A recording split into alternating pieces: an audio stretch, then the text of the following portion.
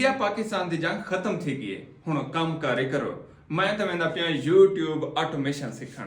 सुने से YouTube automation जल्दी पैसे मिलते हैं, बंदा इवें लखां रुपए कमांदे जल्दी जल्दी। मैं वेंदा पिया यूट्यूब ऑटोमेशन सीखण। बाहरों गाड़ी खड़ी अच्छी कहना थे ना, अगर तुसा यूट्यूब ऑटोमेशन सीखनी है, अच्छा वैब डिजाइनिंग सीखनी है, ये दो चीज़ां तुसा डेरा गाजी खान ते Bahawalpur ISA they centre which सीख सकते हो। कमेंट चेक करे सो नंबर दिता खड़े। बाकी मैं तो इस्लामाबाद हाँ, मैं तो उत्थे आके नहीं सीख सकता, मैं ऑनलाइन सीखता पिया। जेरे मेरी तरह मैं ऑनलाइन सीखना चाहते हैं घर बह के वो भी राबता करन ऑनलाइन करन। बहरहाल जंग का टॉपिक खत्म करो, पैसे कमाने वाला टॉपिक शुरू करो, क्योंकि हम जंग खत्म थी गई, सारा इतना ज्यादा खर्चा थी गए।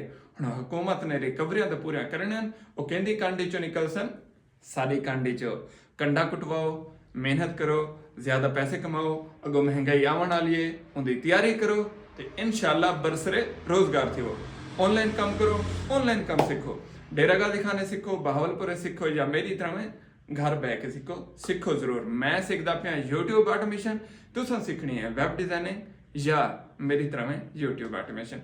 वसते रहो जज़ाकल्लाह।